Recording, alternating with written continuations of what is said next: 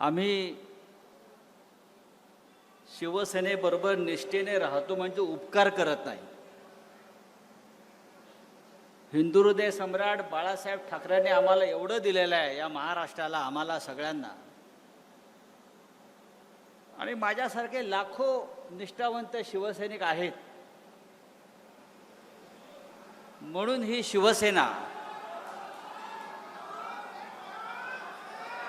शिवसेना अनेक संकटामध्ये, वादळामध्ये उभी आहे.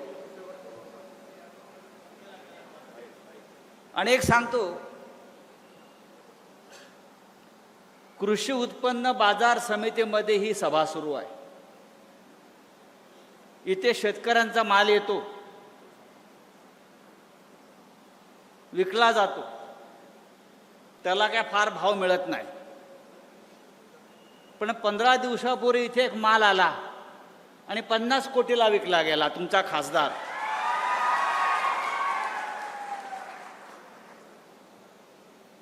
आता खासदार गेले म्हणजे गेले. आता आपल्यासाठी ते गेले. आता त्या दुखवट्याला आपण आलेलो आहोत.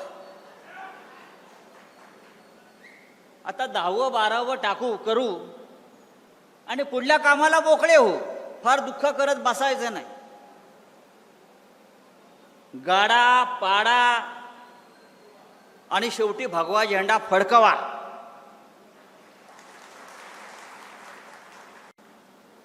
$50 कोटी भाव झाला त्याचा. 50 कोटी.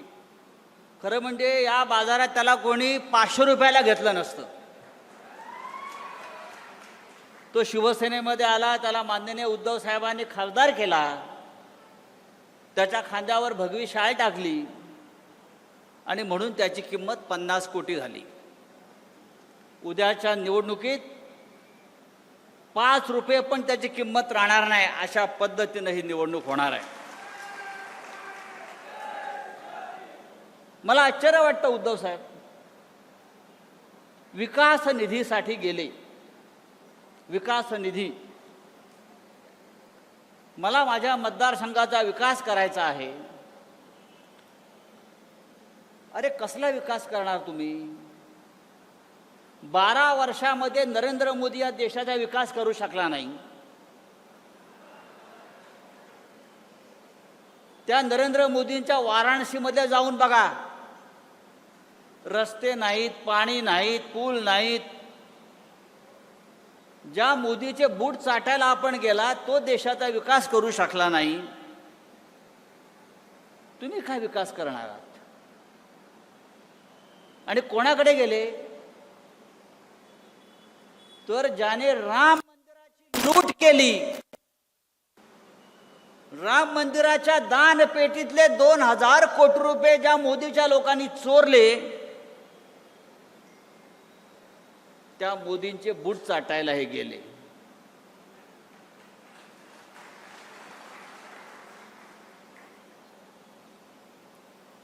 तर देशमुखला जाऊन सांगा, ही शिवसेना आहे आणि शिवसेना कधी संपत नसते. ठाकरे कधी संपत नसतात. ते पुन्हा पुन्हा राखेतून उभे राहतात आणि या महाराष्ट्रावरती आपली पकड मजबूत ठेवतात. अरे तुम्ही मशालीच्या चिन्हावर निवडून आलात म्हणजे ही मतं लोकांनी माननीय उद्धव ठाकरे साहेबांना दिली. तुम्हाला गद्दारी करायची आहे तर राजीनामा द्या, पुन्हा निवडणुकीला उभे राहा आणि मग तुम्हाला कळेल या यवतमाळ वाशिमची जनता गद्दारांबरोबर आहे की निष्ठावंतांबरोबर आहे. पण एकनिष्ठ राहण्यासाठी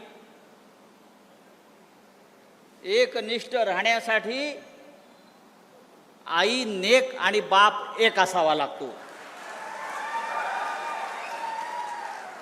आम्ही सगळे एकनिष्ठ आहोत आणि हा एकनिष्ठांचा सागर, महासागर लाटा या गद्दारांना तडाखे देऊन तुडवल्याशिवाय राहणार नाही. उद्धव साहेबांचं काल नागपूरला आगमन झालं. प्रचंड गर्दी, प्रचंड. मग जिथे नजर जाईल तिथे माणसं त्यांच्या स्वागताला उभी. एकनाथ शिंद्यांनी ते जर बघितलं असतं त्या गद्दारांना मिंदेनं, तर त्याला कळलं असतं शिवसेना जागेवरच आहे, शिवसेना जागेवरच राहील आणि तुमच्या छाताडावर पाय दळून पुन्हा एकदा विधानसभा आणि हिंदुस्थानच्या लोकसभेकडे जाईल. ही आजची सभा, आजचा मेळावा निष्ठावंतांचा आम्हाला तेच सांगतोय. यवतमाळ हा कायम हिंदू हृदय सम्राट बाळासाहेब ठाकरे यांच्यावर प्रेम करणारा जिल्हा आहे. सातत्यानं लोक आले आणि गेले, पण शिवसेनेचा भगवा झेंडा या यवतमाळवरती कायम राहिला. तो यापुढे कायम राहील.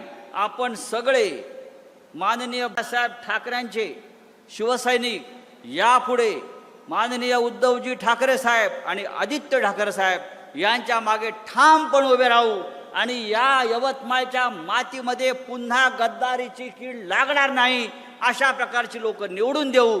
जय हिंद, जय महाराष्ट्र.